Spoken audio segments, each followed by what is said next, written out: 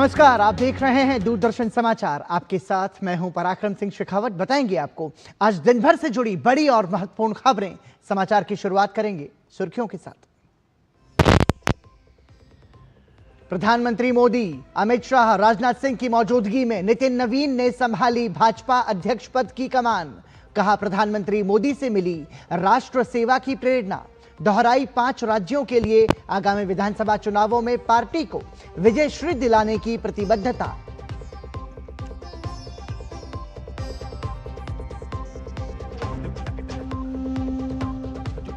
प्रधानमंत्री ने नितिन नवीन को बॉस कहकर दी बधाई। भाजपा अध्यक्ष को बताया मिलेनियल पीढ़ी का प्रतिनिधि। परिवारवाद और घुसपैठ पर भी जमकर बरसे प्रधानमंत्री।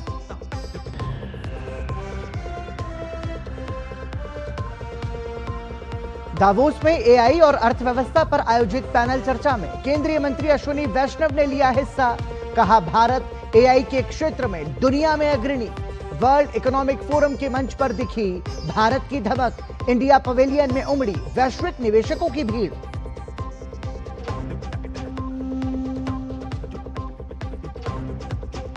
पश्चिम बंगाल में ताक पर कानून व्यवस्था। फरक्का, चाकुलिया के बाद सोनाखाली और संदेशखाली में भी एसआईआर सुनवाई केंद्रों में तोड़फोड़। भाजपा ने टीएमसी पर लगाया प्रक्रिया बाधित करने का आरोप।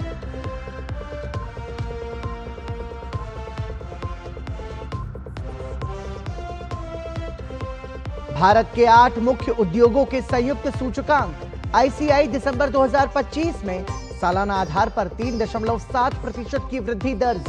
सीमेंट, स्टील, उर्वरक, कोयला और बिजली उत्पादन में दिखी गई मजबूती।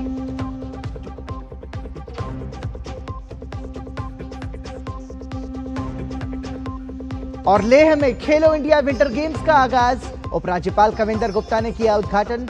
21 राज्यों और केंद्र शासित प्रदेशों के खिलाड़ी प्रतिस्पर्धाओं में ले रहे हैं हिस्सा।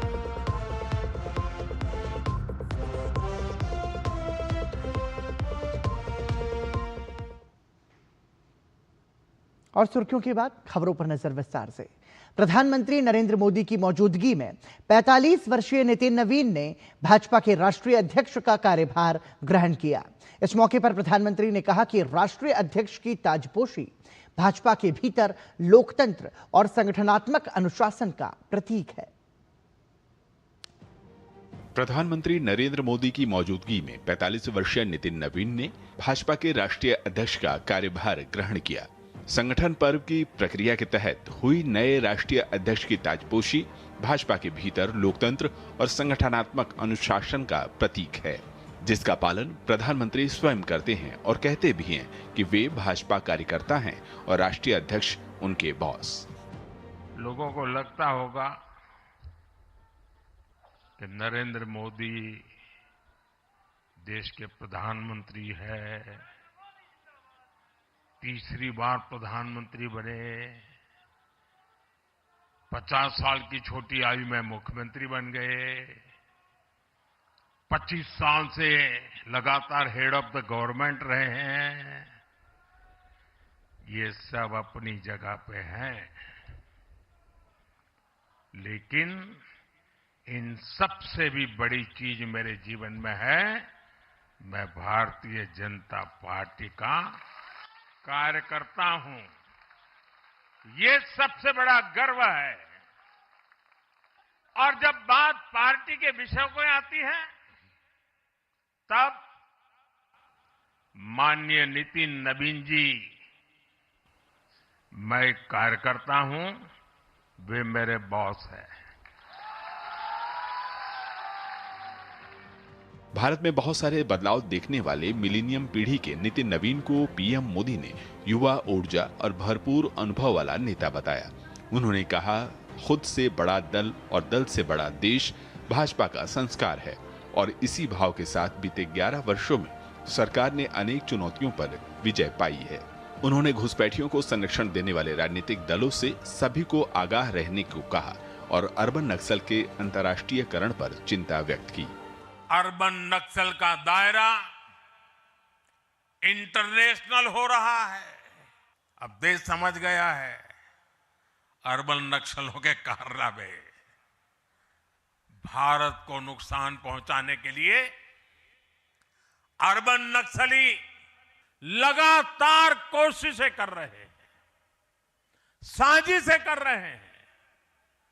अर्बन नक्सलियों के इस गठजोड़ को हमें संगठन की ताकत से, वैचारिक ताकत से और हमारे परिणामकारी इतिहास को बुलंदी दे करके उनको परास्त करना है, उनको तोड़ना है। प्रधानमंत्री नरेंद्र मोदी ने कांग्रेस की मौजूदा स्थिति को लेकर भी उसे घेरा। उन्होंने कहा कि आज कांग्रेस 100 सीटों के लिए तरस गई है। आज कांग्रेस 100 सीटों के लिए तरस गई है। कांग्रेस अपने इस घनघोर पतन की कभी समीक्षा नहीं करती, क्योंकि अगर समीक्षा करेंगे, ये पतन के कारणों की ओर जाएंगे, तो फिर उसी परिवार पर सवाल उठेंगे। जिस परिवार ने कांग्रेस पर कब्जा करके रखा है और इसलिए बहाने ढूंढते रहते हैं, पतन की तरफ सही कारण ढूंढने की हिम्मत तक खो चुके हैं वो लोग। प्रधानमंत्री ने कहा कि भाजपा ने सामाजिक न्याय के नारे को सच स्वरूप में जमीन पर उतारा है। उन्होंने कहा कि गरीब कल्याण की योजनाओं को सरकारी फाइलों से निकालकर गरीबों के घर तक पहुंचाया गया है। पीएम ने कहा कि माताओं बहनों की पीड़ा उन्होंने अपनी आंखों के सामने देखी है और तब जल जीवन मिशन लेकर आए और सिर्फ 5-6 सालों में 12 करोड़ से ज्यादा परिवारों को नल से जल की सुविधा से जोड़ा गया। ब्यूरो इनपुट के साथ शैलेंद्र मिश्र और राजेश राज की report, DD news, Delhi. Bihar के बांकीपुर से 5 बार के विधायक का साधारण कार्यकर्ता से लेकर असाधारण पद का सफर तय करते हुए भाजपा नेता नितिन नवीन भाजपा के निर्विरोध 12वें राष्ट्रीय अध्यक्ष हो गए हैं। नितिन नवीन का चुनाव भाजपा में पीढ़ीगत बदलाव का एक बड़ा संकेत है। नितिन नवीन ने पद संभालते ही पश्चिम बंगाल और तमिलनाडु को अपना लक्ष्य बताया। पदभार ग्रहण करने के बाद भाजपा राष्ट्रीय अध्यक्ष नितिन नवीन बुधवार को बड़ी बैठक करेंगे। बैठक में प्रदेश अध्यक्ष प्रभारी और पूर्व प्रदेश अध्यक्ष शामिल होंगे।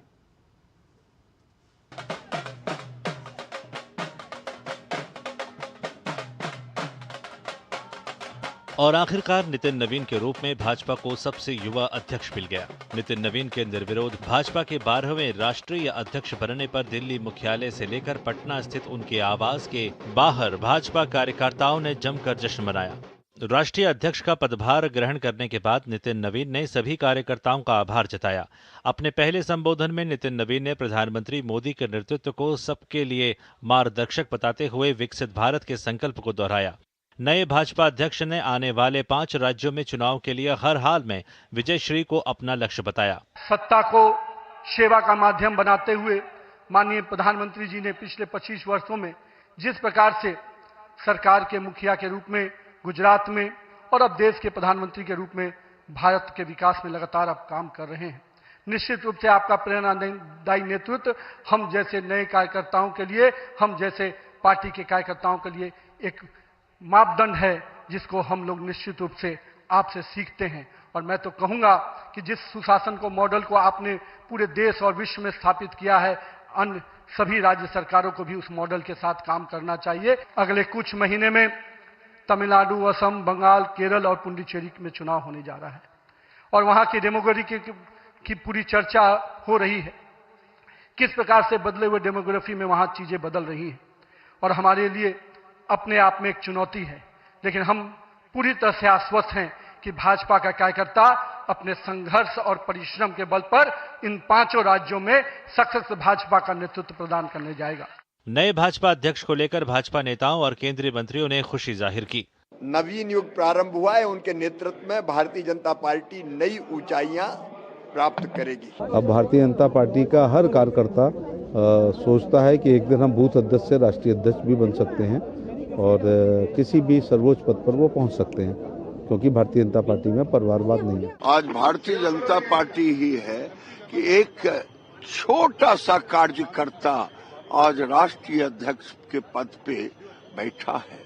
पहले भी हमारे कार्यकर्ता ही अध्यक्ष होते रहे, लेकिन ये दूसरे पार्टी में, कांग्रेस में नहीं है। ये भारतीय जनता पार्टी के लिए भी गौरव का पल है कि मात्र 45 साल की उम्र में आज दुनिया के सबसे बड़े राजनीतिक दल के वो अध्यक्ष बने हैं। ये बिहार के लिए गौरव का क्षण है और भारतीय जनता पार्टी के लिए भी गौरव का क्षण है कि एक 45 वर्ष का नौजवान भारतीय जनता पार्टी के राष्ट्रीय अध्यक्ष के तौर पर काम करेंगे। आज भारतीय जनता पार्टी के असंख्य कार्यकर्ताओं के लिए बड़ा दिन, ऊर्जावान, क्षमतावान और नौजवान राष्ट्रीय अध्यक्ष उनको मिला और बिहार के लिए तो और भी बड़ा दिन है। बिहार में दीपावली, होली साथ में मन रही है। नितिन नवीन के तौर पर भाजपा अध्यक्ष की चुनाव पीढ़ीगत बदलाव का एक बड़ा संकेत है, जो ये साफ दिखलाता है कि बतौर एक राजनीतिक दल भाजपा में अध्यक्ष का चयन एक लोकतांत्रिक प्रक्रिया है, जहां देश सेवा, समर्पण और जमीनी नेतृत्व और मेहनत को सही समय पर सही जगह दिया जाना परंपरा का हिस्सा है। 45 साल की बीजेपी और 45 साल का नया बीजेपी का राष्ट्रीय अध्यक्ष नितिन नवीन, जिनकी तस्वीर अब जेपी नड्डा की जगह पर भारतीय जनता पार्टी के राष्ट्रीय मुख्यालय पर लग चुकी है। यह एक बड़ा संदेश भी है और एक बड़ा संकेत भी है कि देश की सियासत में आने वाले दिनों में युवाओं की भागीदारी बढ़ सकती है। कैमरामैन अजित के साथ राजेश राज, डीडी न्यूज, दिल्ली। तमिलनाडु सरकार और राज्यपाल आर.एन. रवि के बीच एक बार फिर मामला राष्ट्रगान पर गर्मा गया है। आर.एन. रवि विधानसभा सत्र को बीच में छोड़कर बाहर चले गए। उन्होंने तमिल एंथम के बाद राष्ट्रगान बजाने की मांग की थी, जिसे स्पीकर अप्पावू ने मानने से इनकार कर दिया। ऐसे में आर.एन. रवि सदन को संबोधित किए बिना ही कार्रवाई का बहिष्कार करके बाहर निकल गए। तमिलनाडु के राज्यपाल आर.एन. रवि एक बार फिर विधानसभा से वॉकआउट कर गए। उन्होंने मांग की कि तमिल थाई वास्तु यानी तमिल गान के बाद राष्ट्रगान बजाया जाए। विधानसभा अध्यक्ष एम अप्पावू ने इस मांग को स्वीकार करने से इनकार कर दिया, जिसके बाद राज्यपाल बिना अभिभाषण पढ़े सदन से बाहर चले गए। ये तीसरा मौका है जब राज्यपाल ने उद्घाटन सत्र के दौरान ऐसा किया है। इससे पहले वे 2024 और 2025 के विधानसभा अभिभाषणों का बहिष्कार कर चुके हैं। फरवरी 2024 में आर.एन. रवि ने उद्घाटन भाषण के कुछ हिस्सों से असहमति जताते हुए उसे पढ़ने से इनकार कर दिया था और सदन से बाहर चले गए थे। राज्य सरकार का कहना है कि विधानसभा में स्थापित परंपरा के अनुसार तमिल गान का ही पाठ होता है, जबकि राजभवन इसे संवैधानिक मर्यादा का मुद्दा बता रहा है। वहीं राज्यपाल ने विधानसभा में अभिभाषण नहीं देने के 13 कारण भी बताए हैं। उन 13 कारणों में बताया गया है कि माइक को बार बार बंद किया गया, जिससे बोलने का मौका नहीं दिया गया। अभिभाषण में भ्रामक और असत्य दावे शामिल थे। 12 लाख करोड़ के निवेश के दावे गलत हैं। हकीकत में इसमें गिरावट आई है। महिलाओं की सुरक्षा को नजरअंदाज किया गया और दुष्कर्म के मामले बढ़े हैं। नशे और ड्रग्स से युवाओं की बढ़ती आत्महत्या की भी अनदेखी की गई। दलितों पर अत्याचार और यौन हिंसा को भी पूरी तरह नजरअंदाज किया गया। आत्महत्याओं के भयावह आंकड़े हैं, जिसके प्रति सरकार उदासीन है। शिक्षा के स्तर में गिरावट आई है। शिक्षकों की भी राज्य में भारी कमी है। पंचायत चुनाव को न कराकर लोकतंत्र के अधिकारों को छीना गया है। मंदिर प्रबंधन अव्यवस्थित है और भक्तों की भावनाओं की उपेक्षा की गई है। एमएसएमई को संकट में बताते हुए उन्होंने कहा कि उद्योगों का दूसरा राज्यों में पलायन हो रहा है। निचले कर्मचारियों में असंतोष है और शिकायतों को अनसुना किया जा रहा है। साथ ही उन्होंने इसमें राष्ट्रगान के अपमान के मुद्दे को भी शामिल किया और कहा कि संवैधानिक कर्तव्य की अनदेखी की गई। तमिलनाडु विधानसभा में उस समय भारी हंगामा हुआ जब राज्यपाल आर.एन. रवि के सदन से वॉकआउट करने के बाद अध्यक्ष एम अप्पावू ने राज्यपाल के अभिभाषण का तमिल संस्करण पढ़ना शुरू कर दिया। इसी दौरान विपक्षी दल एआईएडीएमके के विधायकों ने भी सदन से वॉकआउट कर दिया। एआईएडीएमके ने डीएमके सरकार के खिलाफ नारेबाजी करते हुए आरोप लगाया कि राज्य में कानून व्यवस्था पूरी तरह चरमरा गई है। किसी भी सार्वजनिक मंच पर कोई यह निर्देश नहीं दे सकता कि राज्यपाल को क्या बोलना चाहिए। हमारा संविधान अभिव्यक्ति की स्वतंत्रता की गारंटी देता है। इसके बावजूद आज विधानसभा में मीडिया की मौजूदगी के बावजूद कार्रवाई का ऑडियो और वीडियो पूरी तरह से रोक दिया गया। डीएमके अभिव्यक्ति की स्वतंत्रता की बात तो करती है, लेकिन विधानसभा के भीतर भी कार्यवाही को जनता के लिए उपलब्ध कराने से इनकार कर रही है। राज्यपाल ने इस जन विधानसभा का अपमान करने वाले तरीके से आचरण किया है, जिसकी एक लंबी और गौरवशाली परंपरा रही है। मैंने भी हमेशा इस पद का सम्मान किया है। उसी भावना के तहत मैंने निर्देश दिया था कि राज्यपाल अभिभाषण दें। आज राज्यपाल के जाने के बाद जब मुख्यमंत्री ने बात की तो उन्होंने कहा कि एक नियम है कि वर्ष का पहला सत्र राज्यपाल के अभिभाषण से शुरू होता है। दुर्मुख इसे बदलने के लिए कदम उठाएगी, जैसा कि अन्य राजनीतिक दल भी करेंगे। वह खुद कल्पना कर रहे हैं, वह कह रहे हैं कि वह भारत के सुपर मुख्यमंत्री हैं। राज्यपाल की विधानसभा को संबोधित करने की उम्मीदों के बावजूद वॉकआउट ने एक बार फिर राजभवन और सरकार के बीच चल रहे टकराव को उजागर कर दिया, जिससे विधानसभा चुनाव से पहले एक राजनीतिक रूप से गर्मागर्म सत्र का माहौल बन गया। Bureau report, DD news. केंद्रीय मंत्री अश्विनी वैष्णव ने दावोस में वर्ल्ड इकोनॉमिक फोरम में एआई और अर्थव्यवस्था पर पैनल चर्चा में हिस्सा लिया। केंद्रीय मंत्री अश्विनी वैष्णव ने कहा कि भारत एआई के क्षेत्र में दुनिया में अग्रणी है और दुनिया की जियोपॉलिटिक्स में भारत का अपना मॉडल है। 95% of the work can happen with models which are 20 billion or 50 billion parameters. We are creating a bouquet of such models. We already have a bouquet of such models which are now being deployed in multiple sectors to increase the productivity, to increase the efficiency, to increase the effective use of technology. So our focus is very much on making sure that AI diffusion happens in a very big way. And I don't know what the IMF criteria has been, but Stanford places India as third in terms of AI penetration, in terms of AI preparedness, and in terms of AI talent. Davos में world economic forum में panel चर्चा के दौरान केंद्रीय मंत्री अश्विनी वैष्णव ने कहा कि आर्टिफिशियल इंटेलिजेंस क्रांति लाने के लिए देश में बड़े पैमाने पर लोगों को प्रशिक्षित किया जा रहा है। Many rich countries where the big tech basically controls the access to GPU, we decided to create a public-private partnership in which the common compute facility is enabled by the government and subsidized by the government, so that entire population, all the students, researchers, startups, they all get access to it. And the cost is practically 1/3 of the cost in most other countries. That is first. Second, having a set of free, a bouquet of models which basically meet most of your needs. Third, making sure that people understand this technology, learn this new technology. Already we are going through a program for 10 million people to be trained on AI skills. 4, making sure that the IT industry, which is a very significant industry in our country, pivots in a very systematic way towards providing services to Indian companies as well as to the global companies. Davos में चल रहे world economic forum 2026 में भारत इस बार निवेश, विकास और हरित ऊर्जा का ग्लोबल हब बनकर उभरा है। इंडिया पवेलियन निवेशकों के आकर्षण का केंद्र है, जहां केंद्र सरकार के साथ साथ राज्य सरकारें भी बड़े निवेश समझौते कर रही हैं। स्विट्जरलैंड के दावोस में वर्ल्ड इकोनॉमिक फोरम के मंच से भारत की विकास गाथा पूरी दुनिया के सामने रखी जा रही है। इंडिया पेविलियन में वैश्विक निवेशकों की भीड़ इस बात का संकेत है कि भारत आज दुनिया का सबसे आकर्षक निवेश गंतव्य बन चुका है।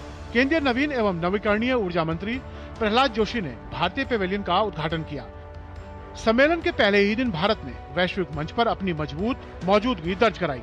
यूरोपीय संघ के अध्यक्ष उर्सुला वॉन डेर लेयन ने दावोस से ऐलान किया कि यूरोपीय संघ और भारत के बीच एक ऐतिहासिक समझौता अंतिम चरण में है। वॉन डेर लेयन अगले हफ्ते भारत दौरे पर आएंगी और 26 जनवरी को गणतंत्र दिवस परेड में मुख्य अतिथि होंगी।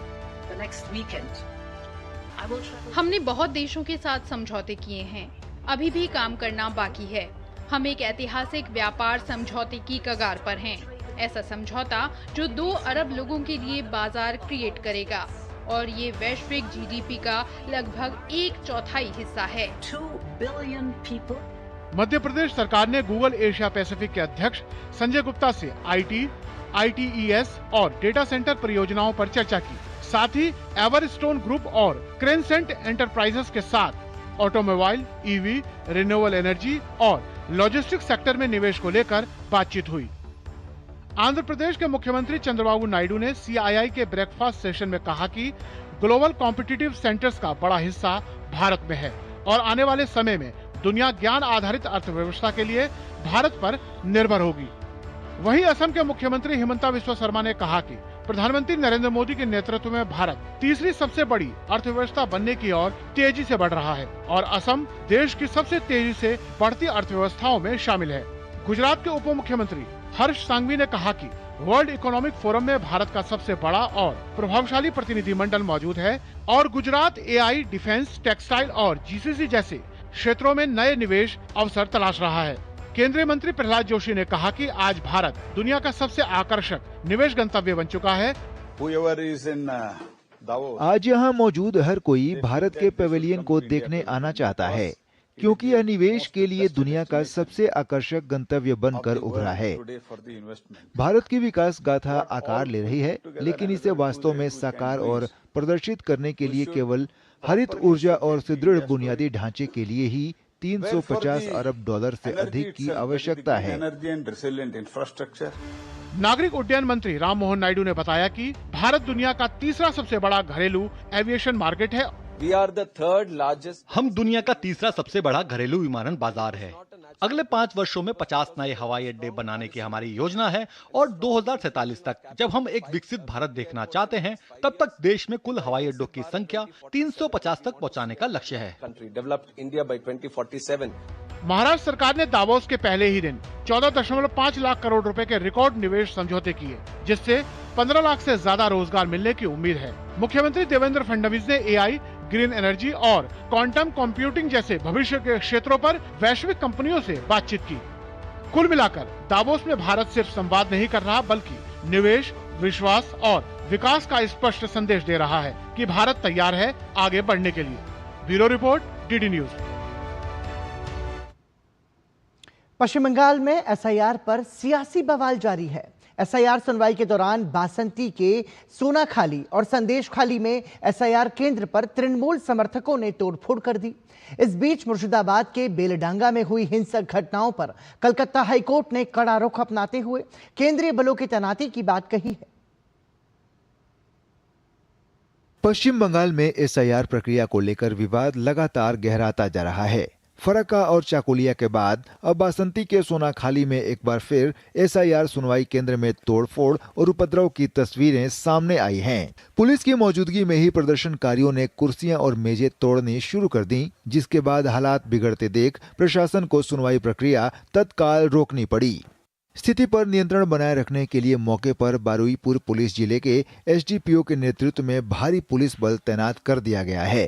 तो वहीं संदेशखाली में भी SIR सुनवाई केंद्र पर तृणमूल समर्थकों ने तोड़फोड़ की। इलाके में तनाव का माहौल बना हुआ है और प्रशासन हालात पर कड़ी नजर रखे हुए है। इस बीच शुभेंदु अधिकारी ने सोशल मीडिया साइट X पर जानकारी देते हुए बताया कि मुर्शिदाबाद के बेलडांगा में हुई हिंसक घटनाओं को लेकर दायर याचिका पर मंगलवार को कलकत्ता हाई कोर्ट ने कड़ा और अहम आदेश दिया है। माननीय मुख्य न्यायाधीश सुजय पॉल और माननीय न्यायमूर्ति पार्थ सारथी सेन की खंडपीठ ने राज्य सरकार को तत्काल प्रभाव से सुरक्षा व्यवस्था मजबूत करने के निर्देश दिए हैं। हाईकोर्ट ने आदेश दिया है कि बेलडांगा में उपलब्ध सीमा सुरक्षा बल की 5 कंपनियों की तैनाती सुनिश्चित की जाए और उनका पूर्ण रूप से उपयोग किया जाए। इसके साथ ही केंद्र सरकार को यह निर्देश भी दिया गया है कि यदि स्थिति की गंभीरता बढ़ती है तो मुर्शिदाबाद में अतिरिक्त केंद्रीय सशस्त्र पुलिस बल की कंपनियां तैनात की जाएं। भाजपा नेता दिलीप घोष ने कहा कि TMC बार बार प्रक्रिया में भले ही बाधा डालने का प्रयास कर रही हो, लेकिन आयोग अपना काम बेहतर ढंग से सही समय पर पूरा कर लेगा। हम लोग चाहते हैं कि SIR साफ सुथरा हो और जो सही में यहाँ वोटर रहने का अधिकारी है उनको वोटर बनाया जाए और कोई बिना डॉक्यूमेंट वाला व्यक्ति हो जिसका अधिकार नहीं है उसको वोटर लिस्ट अलग किया, इतना ही तो काम है और वो सुचारू रूप से हो रहा है। हाँ, उसमें व्यवधान डाल रहा है TMC, अदालत में बार बार जा करके चुनाव कमीशन को परेशान करके। लेकिन मुझे जहां तक लग रहा है चुनाव कमीशन काफी सीरियस है, काम ठीक ठाक हो जाएगा। पश्चिम बंगाल में एसआईआर प्रक्रिया पर सियासी बवाल के बीच आरोप प्रत्यारोप का दौर भी जारी है। टीएमसी का कहना है कि एसआईआर से मतदाताओं में दहशत है, तो ही भाजपा का कहना है कि मतदान सूची का शुद्धिकरण होना चाहिए। जो देश के नागरिक नहीं हैं, उन्हें मतदान सूची से बाहर निकाला जाना चाहिए। ये एक प्रोसेस हो रहा है, इसमें इतना दुख पाने का कोई विषय नहीं है। हम आसनसोल दक्षिण के विधायक हैं, हमारे माताजी पिताजी 80 इयर्स ओल्ड, उनको बुलाया गया, हमको तो खराब नहीं लगा। आज ये क्लेंजिंग हो रहे, शुद्धिकरण हो रहे। ये जो लॉजिकल डिस्क्रिपेंसी वो लोग बोल रहे हैं, बेफालतू इशू बनाकर ये जो हैरेसमेंट लगातार जो पॉइंट्स हम लोग रेज किया है वो पब्लिक का सुविधा के लिए, राइट्स के लिए। भारतीय क्रिकेटर मोहम्मद शमी अपनी एसआईआर सुनवाई के बाद चुनाव आयोग से बाहर निकले तो उन्होंने कहा कि एसआईआर ऐसी कोई चीज नहीं है जिससे आपको नुकसान होगा। उन्होंने कहा कि जिनके पास एसआईआर फॉर्म नहीं है उन्हें भी आना चाहिए। मैं कहता हूँ जिसकी आपकी जिम्मेदारी, आपका अधिकार है, आपको आना चाहिए, आपको करेक्शन करना चाहिए, आपको वोट बनवाना चाहिए, ये तो अच्छी चीज है। पश्चिम बंगाल के बीरभूम में आरएसएस स्वयंसेवक को टीएमसी कार्यकर्ताओं द्वारा धमकाने और जबरन बयान देने के लिए मजबूर करने का वीडियो वायरल होने के बाद आरएसएस कार्यकर्ताओं ने नानूर पुलिस स्टेशन के बाहर विरोध प्रदर्शन किया। ब्यूरो इनपुट के साथ सौरव दत्ता की रिपोर्ट, डीडी न्यूज। केंद्रीय मंत्री डॉक्टर जितेंद्र सिंह की उपस्थिति में प्रौद्योगिकी विकास बोर्ड और विशाखापत्तनम की company Ramuka global eco work private limited के बीच इकोफिक्स की प्रोडक्शन से जुड़े समझौते पर हस्ताक्षर हुए। इकोफिक्स एक बहुमुखी तकनीक है जिसमें सड़कों के गड्ढों को भरने के लिए स्टील और लोहे के स्क्रैप से बनी टिकाऊ कोल्ड मिक्स शामिल है। यह सड़क की मरम्मत में फायदेमंद साबित होती है। इस अवसर पर केंद्रीय मंत्री ने कहा कि इकोफिक्स कम लागत वाली, पर्यावरण हितैषी, वेस्ट टू वेल्थ जैसी खूबियों से युक्त है।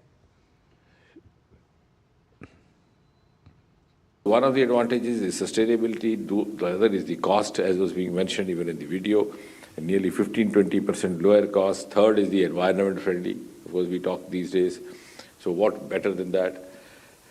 Industry friendly, because industry is also happy, because it's a new domain. Waste to wealth, as was being mentioned by Mr. Pathak. So this also lives up to various flagship ideals of Prime Minister Modi and the government that stands for. उपराष्ट्रपति CP Radhakrishnan ने दिल्ली स्थित उपराष्ट्रपति निवास में 40 of ambrosia Ram Janmabhoomi challenge and response पुस्तक का विमोचन किया। केंद्र सरकार के पूर्व सचिव सुरेंद्र कुमार पचौरी ने यह पुस्तक लिखी है। इस अवसर पर उपराष्ट्रपति ने कहा कि भगवान श्री राम के आदर्श केवल आस्था के प्रतीक नहीं बल्कि मानवता के लिए जीवन मूल्यों का मार्गदर्शन है। अयोध्या में राम मंदिर भारत की सभ्यता की यात्रा में से एक महत्वपूर्ण क्षण है जहां आस्था, कानून और लोकतंत्र तथा गरिमा एक साथ आए हैं। उपराष्ट्रपति ने कहा कि सच्ची महानता सत्ता या वैभव में नहीं बल्कि सद्गुणों, करुणा और लोगों का दिल जीतने में निहित होती है।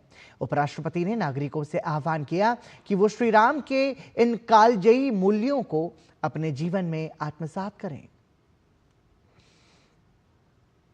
This book captures the centuries-old struggle to build the Ram Mandir, the holy site of Ayodhya, the birthplace of Lord Sri Ram. Everybody believed that Lord Ram was born there. How they believed? Their ancestors have told. For our ancestors, their ancestors have told. For many centuries, it is the belief. Lord Ram is not only the divine power, but for us, we feel he is the soul of India. The integrity of the author is more important. That way, this textbook has been unbiasedly written and it is exposing all the truth. The democracy is so strong in our country than in any other country. That's why we always call India the mother of democracy. उपराष्ट्रपति CP Radhakrishnan ने आज नई दिल्ली के Dhaka colony स्थित गांधी आश्रम में हरिजन सेवक संघ का दौरा किया, जहां उन्होंने महादेव देसाई पुस्तकालय विस्तार का उद्घाटन किया और प्रोफेसर डॉक्टर शंकर कुमार सान्याल द्वारा लिखित पुस्तक ज्ञानोदय का युग महात्मा गांधी का दृष्टिकोण का विमोचन किया। उपराष्ट्रपति ने पुस्तकालयों को सामाजिक परिवर्तन का साधन बताते हुए कहा कि ज्ञान चरित्र, विवेक और सामाजिक उत्तरदायित्व का निर्माण करता है और समाज के प्रति हरिजन सेवक संघ की निरंतर सेवा की उन्होंने सराहना भी की। Mahadev Desai's library carries a legacy that is inseparable from the values of Mahatma Gandhi ji. The inauguration today is not only a physical extension of a library, it is the reaffirmation of a powerful idea that knowledge is the most enduring instrument of social transformation. Mahadev Desai ji was not only Gandhiji's devoted secretary and interpreter, but also thinker and writer who endured that Gandhian thought reached the masses with clarity and integrity. प्रधानमंत्री नरेंद्र मोदी के निरंतर प्रयासों और मंच देने की पहल से असम का पारंपरिक बागुरुम्बा नृत्य आज वैश्विक पहचान की ओर बढ़ चुका है। बीते 2 दशकों में पहली बार बागुरुम्बा नृत्य को लेकर गूगल पर वैश्विक सर्च इंटरेस्ट अपने सर्वोच्च स्तर पर पहुंच गया है। प्रधानमंत्री मोदी के सोशल मीडिया प्लेटफॉर्म्स पर ही इस नृत्य से जुड़े वीडियो को 20 करोड़ से अधिक व्यूज मिल चुके हैं, जो इसे अंतर्राष्ट्रीय दर्शकों तक पहुंचाने का बड़ा संकेत है। हाल ही में असम दौरे के दौरान प्रधानमंत्री नरेंद्र मोदी ने गुवाहाटी के सरुसजाई स्टेडियम में आयोजित बागुरुम्बा ढोऊ कार्यक्रम में भाग लिया था। इस ऐतिहासिक सांस्कृतिक आयोजन में उन्होंने बोडो समुदाय की समृद्ध परंपराओं और विरासत को करीब से देखा और अनुभव किया। प्रधानमंत्री ने कहा कि असम की संस्कृति को देखने और बोडो समाज की परंपराओं को समझने का उन्हें सौभाग्य मिला है। बता दें कि बागुरुम्बा, जिसे तितली नृत्य भी कहा जाता है, असम के सबसे सुंदर और महत्वपूर्ण लोक नृत्यों में से एक है। ये नृत्य प्रकृति के साथ सामंजस्य, शांति, उर्वरता और आनंद का प्रतीक है और मुख्य रूप से बोडो नववर्ष वीसागु पर्व से जुड़ा है। बांसुरी नुमा, सिफोंग, खामढोल और सरजा जैसे पारंपरिक वाद्य इसकी आत्मा है। प्रधानमंत्री नरेंद्र मोदी की भागीदारी और समर्थन से बागुरुम्बा दोहू अब केवल असम या बोडो समाज तक सीमित नहीं रहा है, बल्कि ये आज भारत की सांस्कृतिक सॉफ्ट पावर का प्रतीक बनकर दुनिया भर में अपनी पहचान बना रहा है।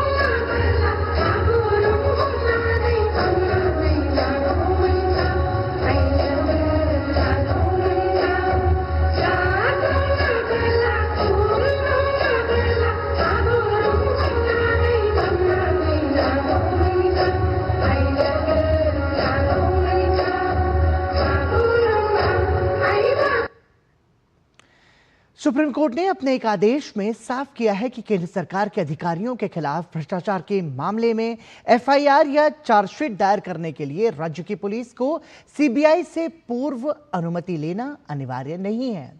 जस्टिस जेबी पारदीवाला और जस्टिस सतीश चंद्र शर्मा की बेंच ने राजस्थान हाई कोर्ट के उस फैसले को बरकरार रखा है जिसमें केंद्र सरकार के एक कर्मी के खिलाफ भ्रष्टाचार निरोधक कानून के तहत कार्रवाई को रद्द करने से इनकार कर दिया था।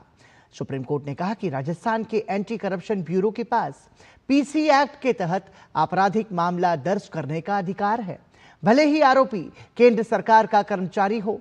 कोर्ट के फैसले के बाद अब राज्य पुलिस बिना किसी विशेष अनुमति के अपने अधिकार क्षेत्र में केंद्र सरकार के कर्मचारियों के खिलाफ भ्रष्टाचार से संबंधित मामले दर्ज कर सकेंगी।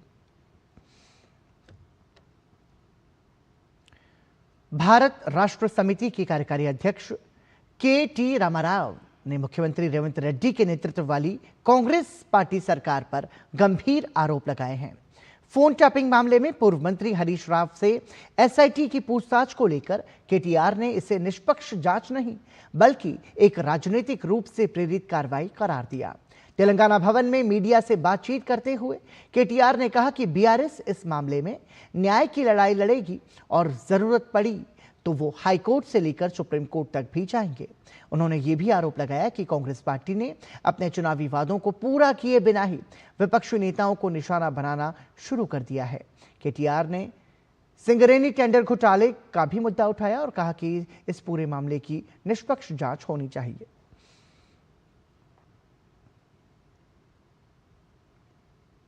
हरिद्वार का गायत्री तीर्थ शांति कुंज आस्था और साधन का प्रमुख केंद्र बना हुआ है। शताब्दी समारोह के तीसरे दिन भव्य कलश यात्रा निकाली गई, जिसमें शांति कुंज के देश विदेश से आए हजारों अनुयायी शामिल हुए। ये रिपोर्ट देखिए। चलो मनाए जन्म शताब्दी, चलो मनाए जन्म शताब्दी। हरिद्वार का गायत्री तीर्थ शांति कुंज इस बार अपनी शताब्दी का उल्लास मना रहा है। गायत्री तीर्थ कुंज साधना, सेवा और संकल्प की त्रिवेणी में डूबा हुआ है। शांति कुंज के शताब्दी समारोह के तीसरे दिन एक भव्य कलश यात्रा का आयोजन किया गया, जिसमें देश विदेश से शांति कुंज के अनुयायी शामिल हुए। कलश यात्रा शांति कुंज में प्रज्वलित अखंड ज्योति से शुरू होकर भारत और विदेशों के प्रमुख धार्मिक स्थलों, आस्था के केंद्रों और शांति कुंज के करीब 5000 केंद्रों से होते हुए हरिद्वार पहुंची। यात्रा का मुख्य उद्देश्य आचार्य श्री राम के युग निर्माण के संदेश को देश विदेश तक पहुंचाना रहा। भारत ही नहीं बल्कि विश्व के कोने कोने में ज्योति कलश जो है वो हरिद्वार से निकले थे। अब उनके पुनः हरिद्वार की पावन धरती पर लौटने का क्षण है। भारत की सारी संस्कृतियाँ, भारत के सारे वो पूजा पद्धतियों के स्थान, तीर्थ स्थान, गायत्री परिवार के सारे केंद्र, 5000 से ज़्यादा शक्तिपीठ, उन जगहों की चेतना का प्रतिनिधित्व तो इसमें हुआ ही हुआ है। भारत से बाहर के अनेकों स्थानों से लोग इसमें समाहित हुए। शांति कुंज की 100 वर्षों की यात्रा ने न केवल आध्यात्मिक जागरूकता बढ़ाई, बल्कि 15 करोड़ अनुयायियों और 5000 केंद्रों के साथ ये मिशन समाज में सेवा, साधना और जन जागरण का कार्य कर रहा है। सबसे बड़ी उपलब्धि तो यही है कि आप ये जरा सोच करके देखिए कि 100 वर्षों तक एक 4 लोगों के परिवार को जोड़ करके रख पाना असंभव होता है, और जब आप 15 करोड़ लोगों को, 5000 केंद्रों को, लगभग हर जो आध्यात्मिक महापुरुष यहाँ पर आए, हर व्यक्ति ने इस बात को बड़ी गंभीरता के साथ कहा कि समाज के अंतिम वर्ग तक जाकर के जो कार्य शांति कुंज ने किया है वो संभवतः और किसी संस्थान ने नहीं किया, और वो अपने आप में ही सबसे बड़ी उपलब्धि है। गायत्री तीर्थ शांति कुंज का ये शताब्दी समारोह आस्था, सेवा और साधना की शक्ति का प्रतीक बना हुआ है, जो आने वाले वर्षों में भी लोगों को जागरूक करने का कार्य करेगा। आचार्य श्री राम के तप के 100 वर्ष पूरे होने और जो माता हैं भगवती देवी, उनके जयंती के अवसर पर और जो अखंड ज्योति वहाँ पर जल रही है, उसके 100 वर्ष पूरे होने के उपलक्ष्य में यहाँ पर ये समारोह मनाया जा रहा है।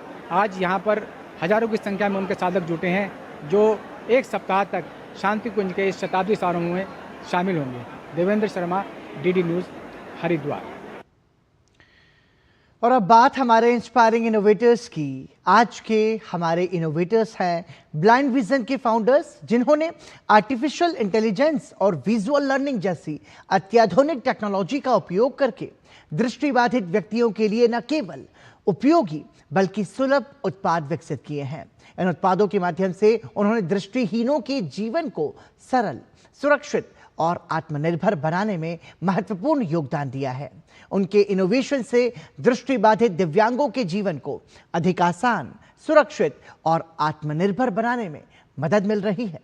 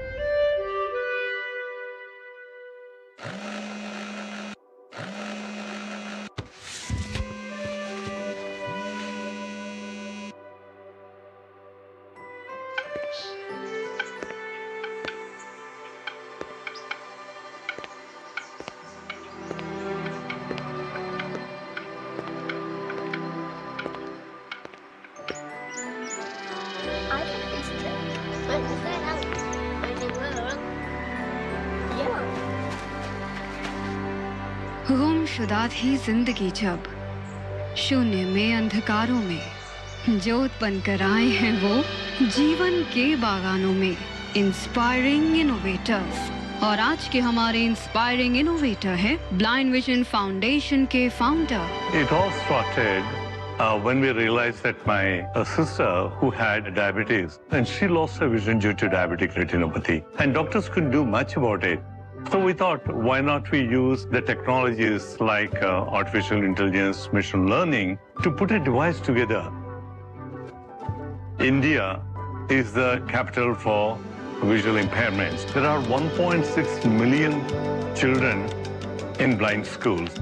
They do not have much of reading material like braille books or any other tool. So what we thought, if we could help these children with a device like smart vision glasses that could read for them, that will be able to see for them, that would be able to recognize for them, we thought that would be of greatest help. Since 2 years I am using this glass. It contains a reading mode, currency detection, walking assistant, facial storage, bookshelf. In Smart Vision Glass, my favorite function is reading mode. The Schoolboy is a poem written by William Blake. He was born on November 28, 1757 in London, where he spent most of his life. In these Smart Vision glasses, we can convert the text from English to any other languages like Kannada. ಓರ್ವ ಮನುಷ್ಯನ್ ಎಂಬ ಕಥೆಯನ್ನು ವೈಕೋಮ್ ಮೊಹಮ್ಮದ್ ಬಶೀರ್ ಬರೆದಿದ್ದಾರೆ. Emergency mode activated. जब मैं emergency button दबाती हूँ तो ये मेरी लोकेशन और फोटो मेरे दोस्त को भेज देता है और वो मुझे तुरंत कॉल कर सकती है। एक लड़की होने के नाते ये मेरे जीवन में बहुत इम्पोर्टेंट है। Through this I can recognize what and all people are doing and what is their facial expression and what color dress are they wearing. This also gives elegant look to me. My wife and my children always used to say that I look very stylish on Smart Vision glasses. So it gives a sense of confidence also. We put the things together and had it evaluated in schools like APS. From past 90 years, this institution is contributing for the cause of education and to the poor and needy children. And more so, we have given smart glasses. So that has changed their life. Today we do have a device where a person or a student can realize their dreams, what they want to be. Blind vision foundation ने हजारों दृष्टिहीन लोगों को आत्मनिर्भर बनाया और blind vision foundation के founder को बनाया इंस्पायरिंग इनोवेटर।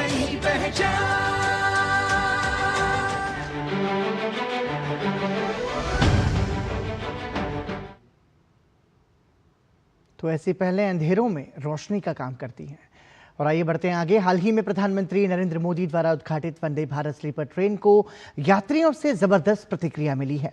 कामाख्या हावड़ा के बीच चलने वाली पहली वंदे भारत स्लीपर ट्रेन की टिकट बुकिंग शुरू होने के कुछ ही घंटों में सभी सीटें भर गईं।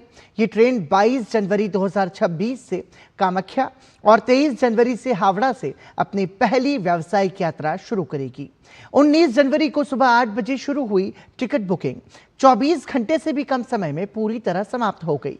प्रधानमंत्री नरेंद्र मोदी ने 17 जनवरी 2026 को इसे हरी झंडी दिखाई थी। रेल मंत्रालय ने कहा कि ये प्रतिक्रिया तेज, सुरक्षित और आरामदायक रात्रिकालीन रेल यात्रा के प्रति यात्रियों के बढ़ते रुझान को दर्शाती है। साथ ही इस सेवा से पूर्वोत्तर और पूर्वी भारत के बीच कनेक्टिविटी बेहतर होगी और यात्रियों को आधुनिक सुविधाओं के साथ विश्व स्तरीय यात्रा अनुभव मिलेगा। वहीं रेल मंत्री अश्विनी वैष्णव ने 9 नई अमृत भारत एक्सप्रेस ट्रेनों के शुभारंभ की भी घोषणा की है। इनमें कामाख्या रोहतक, हावड़ा आनंद विहार टर्मिनल, बेंगलुरु अलीपुरद्वार मुंबई और गोमती नगर डिब्रूगढ़ जैसे रूट्स शामिल हैं। और आपको बता दें कि भारत के 8 मुख्य उद्योगों के संयुक्त सूचकांक ICI दिसंबर 2025 में सालाना आधार पर 3.7% की वृद्धि दर्ज की गई। इस दौरान सीमेंट, स्टील, उर्वरक, कोयला और बिजली उत्पादन में मजबूत वृद्धि देखी गई है।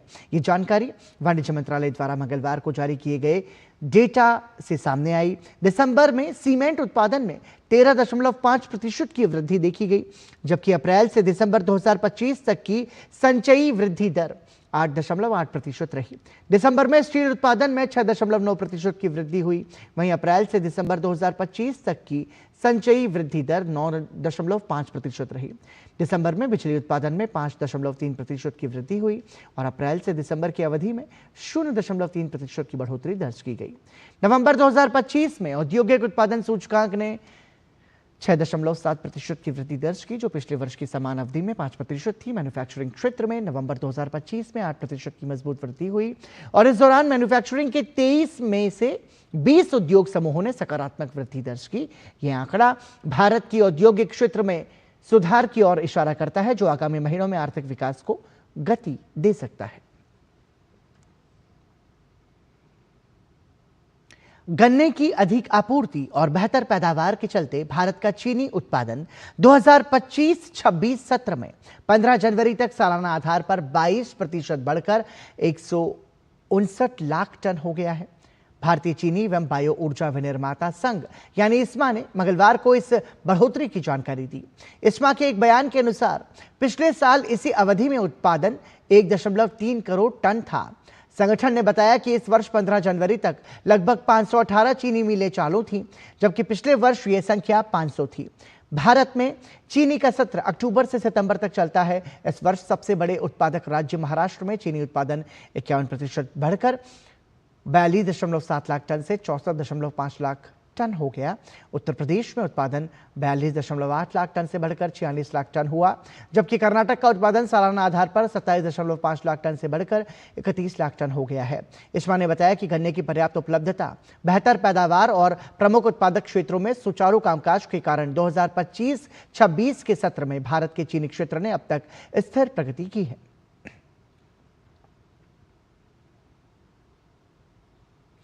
भारतीय नौसेना का cell training ship INS Sudarshani दक्षिणी नौसेना कमान कोच्चि से रवाना हो गया है। INS सुदर्शनी 10 महीने के दीर्घकालिक ट्रांस ओशियानिक अभियान लोकायन 26 के लिए रवाना हुआ है। इस अभियान को दक्षिणी नौसेना कमान के flag officer commanding in chief vice admiral Sameer Saxena AVSM NM ने हरी झंडी दिखाकर रवाना किया। इस अवसर पर लोकायन 26 अभियान की पट्टिका का भी अनावरण किया गया। लोकायन 26 अभियान भारत की समृद्ध समुद्री विरासत को वैश्विक मंच पर प्रदर्शित करने का प्रतीक है। साथ ही ये यात्रा वसुधैव कुटुंबकम की भावना और महासागर की परिकल्पना के अनुरूप भारत की समुद्री कूटनीति को भी नई दिशा देगी। ध्वजारोहण समारोह में वरिष्ठ नौसेना अधिकारी, नौसेना परिवारों के सदस्य और स्कूली बच्चे उपस्थित रहे। दिल्ली के कनॉट प्लेस स्थित सेंट्रल पार्क आज देशभक्ति के रंग में सराबोर नजर आया। वंदे मातरम के 150 वर्ष पूरे होने के उपलक्ष्य में भारतीय सेना के बैंड द्वारा शानदार प्रस्तुति दी गई, जिसने बड़ी संख्या में मौजूद लोगों को मंत्रमुग्ध कर दिया। देशभक्ति की धुनों पर झूमती जनता के बीच यह कार्यक्रम खास आकर्षण का केंद्र रहा।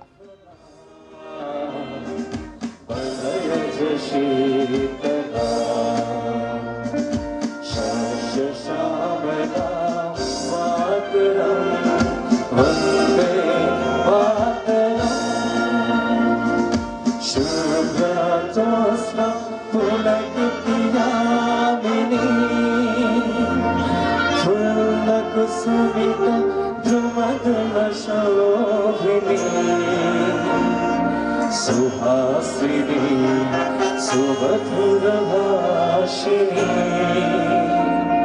सुखदा परदा मातरम वंदे मातरम वंदे मातरम। इस वर्ष गणतंत्र दिवस परेड के दौरान सेना की पशु टुकड़ी पहली बार कर्तव्य पथ पर मार्च करेगी। परेड में लद्दाख से आए ऊंट और ज़ांस्कर खच्चर शामिल हैं, जिन्हें 12,000 फीट की ऊंचाई से दिल्ली लाया गया है। इन जानवरों को खास ऑपरेशंस के लिए विशेष ट्रेनिंग दी गई है। देखिए हमारे संवाददाता विशाल बैरिस्टो की ये ग्राउंड रिपोर्ट। ये है बैक्ट्रियन कैमल जो लद्दाख में पाया जाता है। पहली बार ये कर्तव्य पथ से होकर गुजरेगा और ना सिर्फ ये बल्कि ये ज़ंस्कार पोनीज भी इस कंटिंजेंट का हिस्सा होंगे। और मेरे साथ है लेफ्टिनेंट कर्नल धीरज मेहता। आइए मुझसे बात करते हैं, इस बार जो आपका एनिमल कंटिंजेंट है उसमें क्या खास है? इस बार का हम जो है ये रिमाउंट वेटनरी कोर के रिस्पॉन्सिबिलिटी होती है इंडियन आर्मी में हर तरह की एनिमल्स की ब्रीडिंग, रियरिंग और उनकी ट्रेनिंग। बैक्ट्रियन कैमल्स की अगर हम बात करें तो क्या खास बात है इसमें? बैक्ट्रियन कैमल्स हम हमेशा जानते हैं कि रेगिस्तान हो, चाहे वो रेतीला रेगिस्तान हो चाहे बर्फीला रेगिस्तान हो, उसमें ऊँट अपना एक बार खाना खा के एक बार पानी पी के कई दिन तक जो चलने की उसकी काबिलियत है और कई दिनों तक सस्टेन करने की उस एनवायरनमेंट में जहाँ आप जाने से भी डरते हैं, तो उस काबिलियत के बल पे वो लॉजिस्टिक और रिकनेसेंस जो हिंदी में हम जिसको टोहो लेना कहते हैं और जो रसद पहुंचाने वाले काम हैं उनको करने में ये काफ़ी सक्षम है। इसी तरह से ये पोनीज भी बहुत इफेक्टिव हैं। ज़ंस्कारी पोनीज बेसिकली ये 60 से 80 किलो तक लोड ले जा सकते हैं। अगर आप सियाचिन ग्लेशियर में कभी अगर देखा है वहाँ पे टेम्परेचर्स जो होते हैं वो ड्रॉप करते हैं -40 -50 तक। और ये अगर आप पोनीज का अगर आप कोट देख रहे हो अभी, ये इनको बेसिक नेसेसिटीज़ में कुछ भी नहीं चाहिए, दे कैन सर्वाइव वहाँ पे -40। एक सोल्जर के साथ वहाँ पे सस्टेन करना, सर्वाइव करना ही डिफ़िकल्ट है। तो एक सोल्जर अपने साथ जो भी जानवर रखता है तो उसका मेंटेनेंस कम चाहता है। तो this Zanskari ponies in that glacier at a day 40 से 50 किलोमीटर आराम से तय कर लेते हैं। 15,000 फीट के ऊपर ये आराम से जी लेते हैं और 60 to 80 किलोज वो एमुनिशन हो, स्टोर्स हो, सप्लाईज हो, कोई भी तरीके के स्टोर्स हो, वो आराम से ले जा सकते हैं। कर्तव्य पथ पर आने के लिए कितनी तैयारी की आप लोगों ने? ये हमारी तैयारी लगभग 2 महीने पहले से शुरू हुई है और लगभग 10 दिन लग गया बिकॉज ये जानवर को हम base camp Siachen base camp जो 12,000 फीट पर है वहाँ से हम यहाँ पे ले आए एंड इनके काफ़ी फीड में तब्दीलियाँ लाए ताकि इनको कोई भी दिक्कत ना आए और एट द सेम टाइम इनके जो मेंटेनेंस होती है उसकी ध्यान रखा है। मैन पावर में जो हम लोग इसकी मेंटेनेंस करते हैं, ग्रूमिंग होती है इनकी उस तरीके से, और इनको जो ट्रेनिंग होती है, ट्रेनिंग भी हम स्लोली सिस्टमेटिक वे में ले आए। लगभग आज का दिन लग गया, 3 महीने की तैयारी थी। तो जैसे कि हमने सुना 3 महीने की तैयारी और बैक्ट्रियन कैमल और ये ज़ंस्कार पोनी तैयार हैं, हमारी सीमाओं की हिफाजत के लिए तैयार हैं। गणतंत्र दिवस पर आपको अचंभित करने के लिए कैमरामैन विश्वबंधु के साथ मैं विशाल बैरिस्टो, डीडी न्यूज़, दिल्ली। खेलो इंडिया विंटर गेम्स 2026 का आगाज हो चुका है। केंद्र शासित प्रदेश लद्दाख के उपराज्यपाल कविंदर गुप्ता ने एक रंगारंग कार्यक्रम के दौरान खेलो इंडिया विंटर गेम्स के पहले चरण का उद्घाटन किया। 1 सप्ताह तक चलने वाले इस प्रतियोगिता में स्केटिंग और हॉकी जैसे बर्फीले खेल शामिल होंगे। उद्घाटन समारोह के मौके पर लद्दाख के उपराज्यपाल कविंदर गुप्ता ने खेलो इंडिया शीतकालीन खेलों के आयोजन को लेकर प्रधानमंत्री नरेंद्र मोदी का आभार जताया। साथ ही उन्होंने खिलाड़ियों को शुभकामनाएं दी।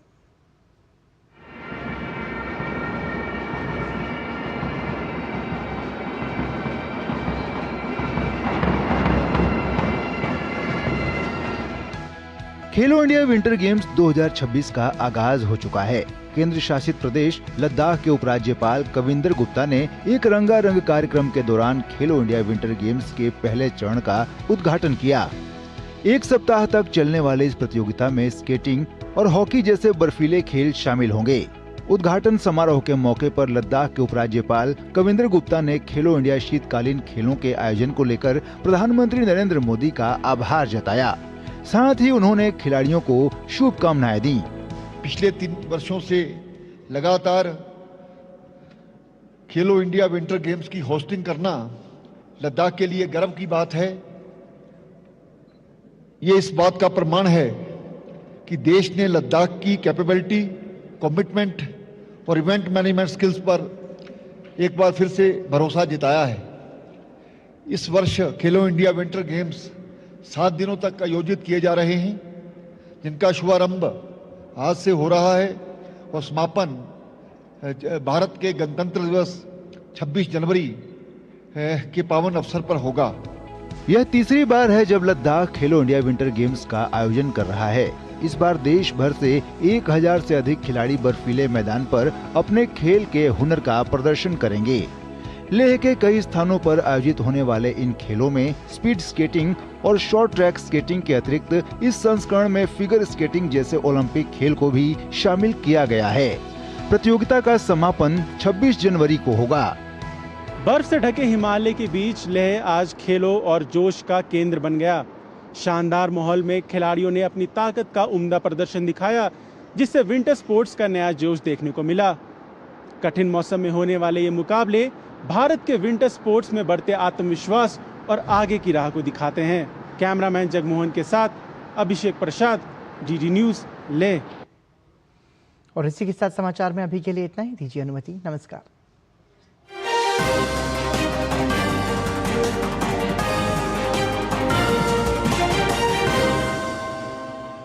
एक नाम नहीं, एक